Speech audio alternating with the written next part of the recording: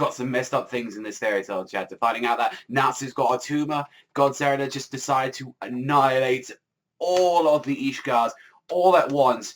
And also as well, a lot of people have been slaughtered on this battlefield on the first day. Yeah, we're going to be talking about that fairy tale right now.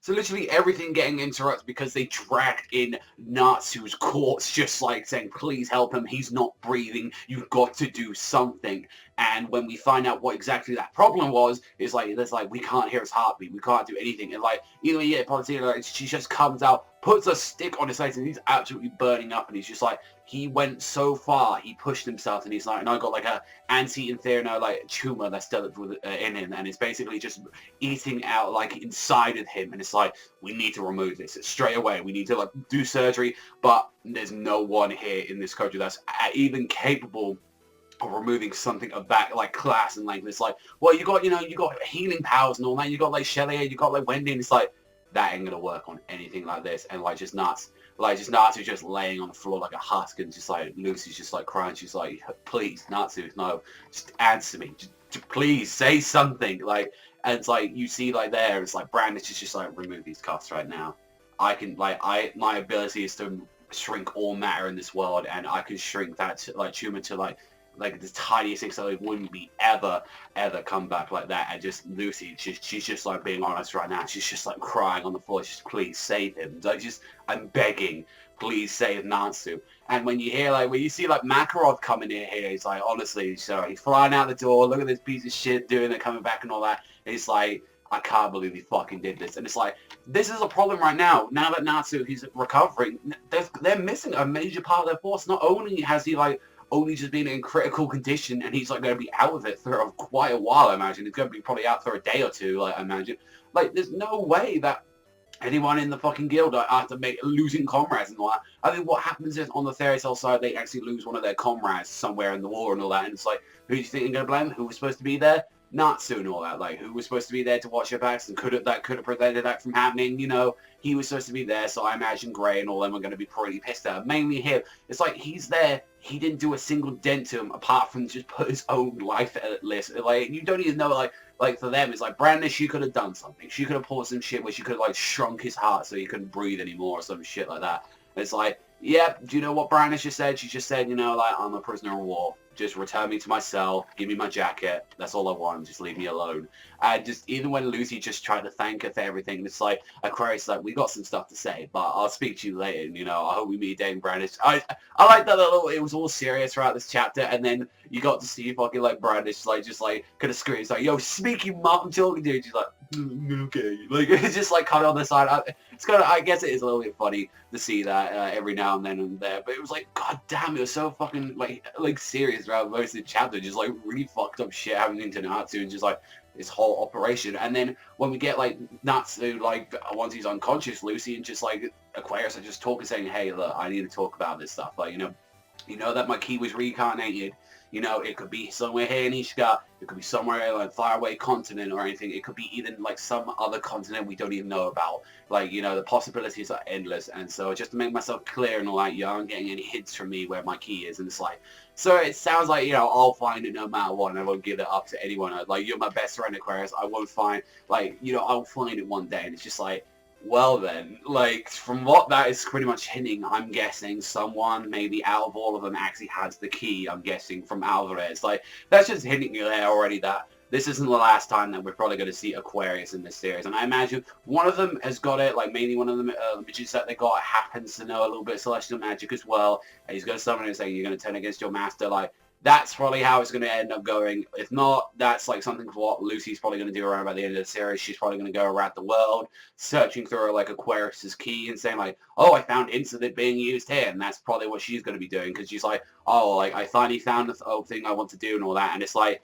especially as well when she thought of Natsu as well, it's like, okay, and like, you know, that's kind of hinting to something else there, maybe a little parent and all that, because that she's like, the only thing, finally found the one thing I want to do. And you see Natsu and I like happy talking, saying, oh, we got a bunch of stuff that we're going to do when we like, after this war's over. And it's just like, I ain't going to lose to no one.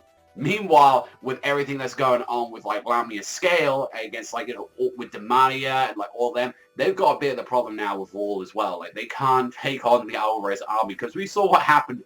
They made fucking Kagura look like a joke in that part of the war. They made her look like an absolute joke. Like Mermaid Heel did not do pretty much anything against Demaria. Lamia Scale, they tried to do something. Like they wasn't at all like help at all. They were pretty much exhausted. And it was like we're just losing manpower over this war. Like and the Kagura, she just got made look like a joke. She just got stripped all their clothes up, like just like it was nothing. And she was like all you got to see is Demaria's just like just like, ooh, that's some nice stuff like that. And like, pretty much, well, I guess that raises the morales of the guys, I guess, seeing a bit of fucking Kagura meat, but even still, it's like, Kagura couldn't do nothing to Tamaria.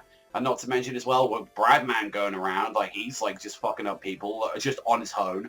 And I believe that's on the Sabretooth side of the front and all that. They got nothing that they can do. It's just like, we've got too many casualties. And then when we get to see on the Eastern Point, it's like, oh god, this has just gotten even worse.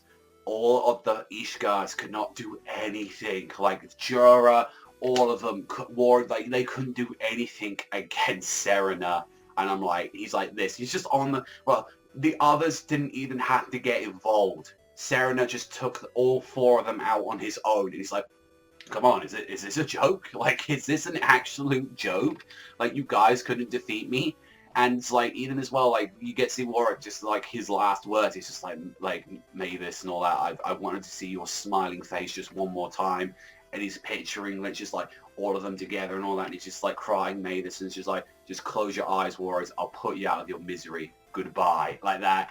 And this is the thing where it's like, everyone keeps thinking that, you know, he's actually Yuri from like Fairy Tail Zero. Like, everyone thinks that, you know, he was one of the founding members of Fairy Tail. Now, here's the thing. Why would Warwick say, Yuri Pretz looks like I'm going to join you? However, that could also say, like, he could also be hinting as well that he wanted to see fucking, like, Serena's, like, smiling face. So that could also still say that he could be Yuri. I'm not throwing that out of the, like, picture right there, that he is not, like, Yuri or, like, you know, he isn't the same person.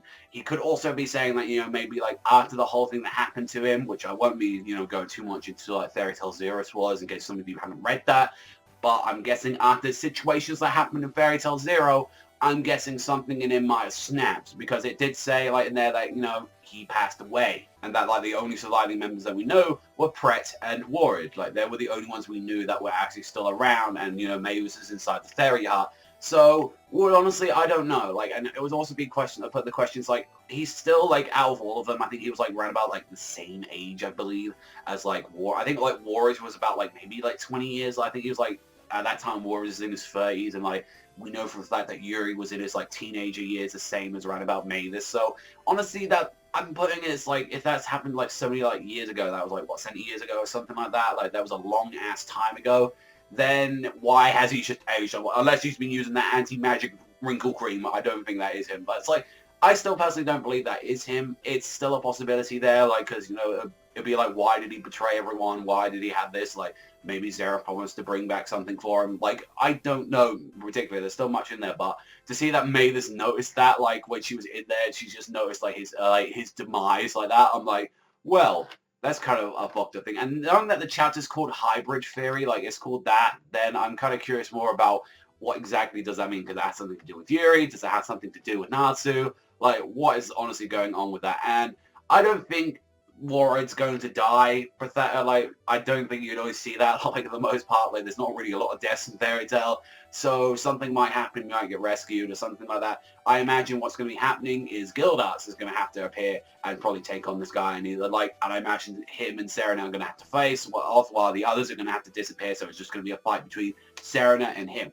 That's what I'm imagining what the fight is right now, because that is the only character right now out of the entire, like, if you're telling me that none of these guys could do this, and you tell me Makarov could not do it, and we know Makarov's already there at the Fairy Tail, like, base. He's not there. Like, the only person that we know that's wandering around is Gildart. So he's the only one that's got the magical prowess that we know so far that can actually take him down. And if that's the case, I'm getting really excited if that's the case. Like, he comes in last minute, comes in and just said, yo, Sarah, we got some stuff to sell.